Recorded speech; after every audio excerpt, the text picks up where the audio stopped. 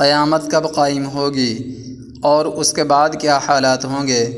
قیامت کا علم تو خدا ہی کو ہے، ہمیں اس قدر معلوم ہے کہ جب یہ سب علامتیں ظاہر ہو چکیں گی اور روئے زمین پر کوئی خدا کا نام لینے والا باقی نہ رہے گا، تب حضرت اسرافیل علیہ السلام بحکم الہی سور پھونکیں گے۔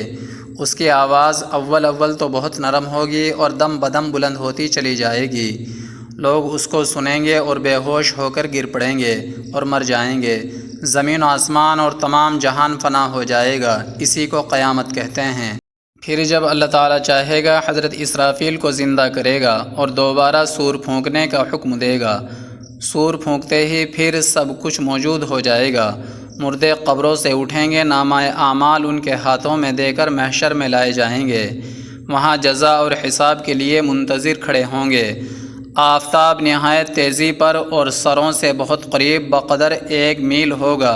شدت گرمی سے بھیجے کھولتے ہوں گے، کثرت سے پسینہ آئے گا، کسی کے ٹخنے تک، کسی کے گھٹنے تک، کسی کے گلے تک، کسی کے منہ تک، مثل لگام کے۔ ہر شخص حسب حال و اعمال ہوگا۔ پھر پسینہ بھی نہایت بدبودار ہوگا۔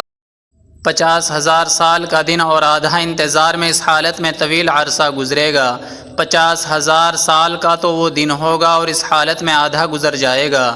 لوگ سفارشی تلاش کریں گے جو اس مصیبت سے نجات دلائے اور جلد حساب شروع ہو۔ تمام انبیاء علیہم السلام کے پاس حاضری ہوگی۔ آخر میں حضور پر نور سید انبیاء رحمت عالم محمد مصطفیٰ صلی اللہ علیہ وسلم کے حضور میں فریاد لائیں گے اور شفاعت کی درخواست کریں گے۔ حضور صلی اللہ علیہ وسلم فرمائیں گے انا لہا، میں اس کے لیے موجود ہوں۔ یہ فرما کر حضور صلی اللہ علیہ وسلم بارگاہ الہی میں سجدہ کریں گے۔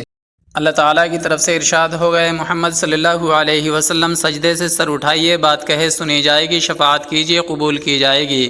حضور صلی اللہ علیہ وسلم کی ایک شفاعت تو تمام اہل محشر کے لیے ہے جو شدت ہول اور طول خوف سے فریاد کر رہے ہوں گے اور یہ چاہتے ہوں گے کہ حساب فرما کر ان کے لیے حکم دے دیا جائے۔ اب حساب شروع ہوگا۔ میزان عمل میں اعمال تولے جائیں گے، اعمال نامے ہاتھوں میں ہوں گے۔ اپنے ہی ہاتھ پاؤں بدن کے اعضاء اپنے خلاف گواہیاں دیں گے۔ زمین کے جس حصے پر کوئی عمل کیا تھا وہ بھی گواہی دینے کو تیار ہوگا۔ عجیب پریشانی کا وقت ہوگا، کوئی یار نہ غم گسار، نہ بیٹا باپ کے کام آ سکے گا، نہ باپ بیٹے کے۔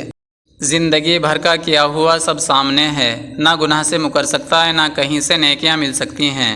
اس بے کسی کے وقت میں حضور پر نور محمد مصطفیٰ صلی اللہ علیہ وسلم کام آئیں گے اور اپنے نیاز مندوں اور امیدواروں کی شفاعت فرمائیں گے۔ حضور صلی اللہ علیہ وسلم کی شفاعتیں کئی طرح کی ہوں گی۔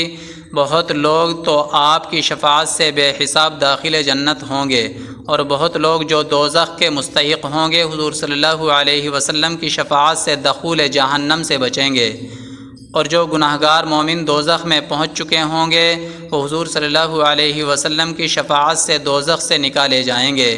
اہل جنت بھی آپ صلی اللہ علیہ وسلم کی شفاعت سے فیض پائیں گے، ان کے درجات بلند کیے جائیں گے۔